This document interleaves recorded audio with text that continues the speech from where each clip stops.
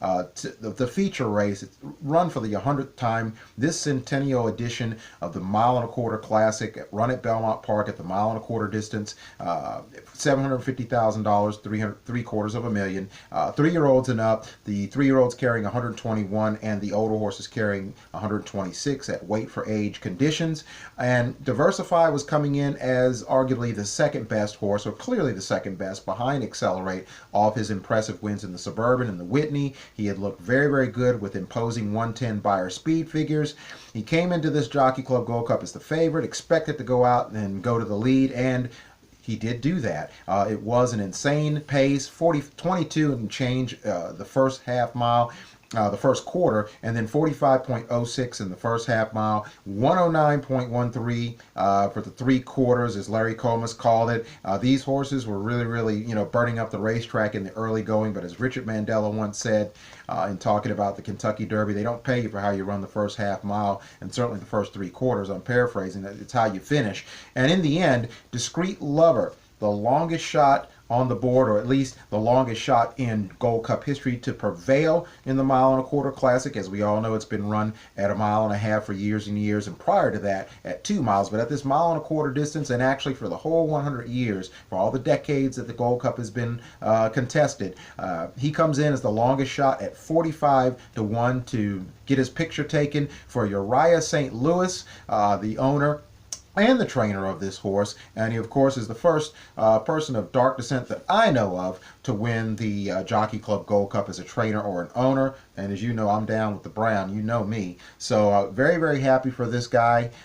This horse, finished an nondescript 12th in the Woodward Stakes in a 14-horse field, and I dismissed him. I didn't think that he could win given the quality of this race. Discreet Lover comes on in the final strides to overtake Thunder Snow to win by a neck.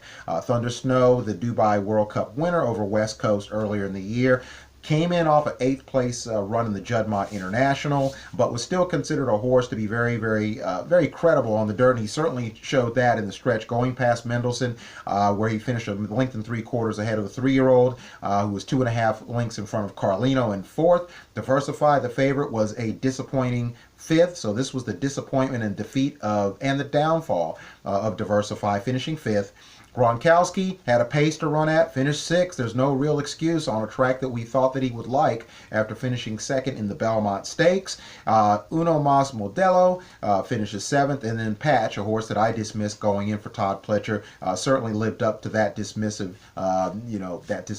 evaluation of him. He's not a grade 1 horse. He finished 8th, well back behind these other 7 horses.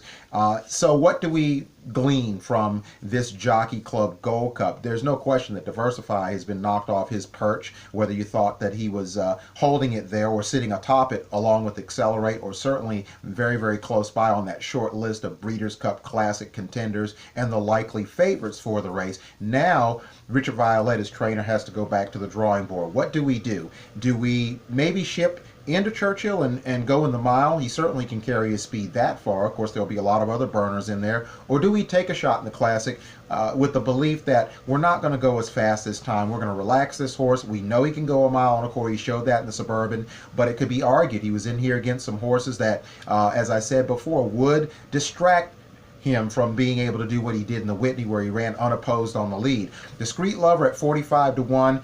He's run some quality races in here. He ran relatively well in both the Met Mile and the Suburban, and in the Whitney. Before he met his Waterloo in the Woodward. Wins at 45-1. Where do you pencil him in as a contender for the Breeders' Cup? Some people are going to dismiss him. I think that he certainly merits an opportunity to run in there, and we'll see if he can hit the board. Obviously, people aren't going to say that all of a sudden this horse is the one to beat, but a very, very nice run from him. Certainly, as I've said before, there's no such thing as a sure thing, and this 100th edition of the Jockey Club Gold Cup will certainly be remembered as that. As I said going in, what kind of a race would we have? We got kind of the clues that we thought, or the evidence that we thought would surface. But this reminded me, remember I had said in the Gold Cup preview, that is this going to be like 20 years ago? And how ironic that it turned out that way. 20 years ago, Gentleman and Skipaway, the prohibitive favorites, dueled each other into defeat as Wagon Limit picked up the pieces at 35-1, and the same thing happened here. Maybe not quite as dramatically, but certainly this was box office must-see type of television in terms of it being a monumental upset. And for what happened in 1998 to once again 20 years later happen once again, deja vu. So Discreet Lover wins the 100th running of the Jockey Club Gold Cup in a very, very nice time of 1:59.99 for the mile and a quarter. He punches his ticket to go to Churchill Downs for the Breeders' Cup Classic for Uriah St. Hall. Very, very nice win under Manny Franco. Thunder Snow second, and Mendelssohn finishes third as Diversify disappoints, finishing fifth. We'll talk more about the Gold Cup along with many of the other Grade 1 events and dissect what the Breeders' Cup World Thoroughbred Championships to be held at Churchill Downs, the home of the Kentucky Derby, will be looking like for this 2018 calendar year right here on the CS Racing Report.